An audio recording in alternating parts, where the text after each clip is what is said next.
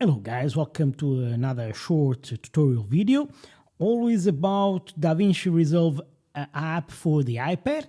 And today I'm going to show you how you can import all these clips at the same time for your timeline. You see, you can bring each clip individually, as you can see here, or you can bring all the clips in just one go.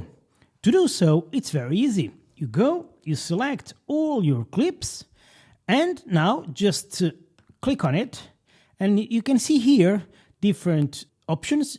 I'm going to use create new timeline using selected clips, and I'm going to give it a name. Okay, timeline example.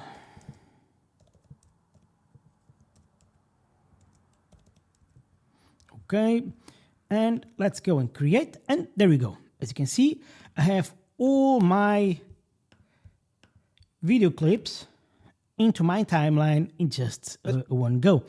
And now I can go and start right away doing my cuts, whatever I want to, and edit it in a very fast way. So this is a really great method to create a timeline if you already know exactly what files do you want to bring to your timeline, and you don't have to be adding it one by one. You just select it all and bring it to your timeline. Okay guys, hope you found this short tutorial video useful. See you in my next video.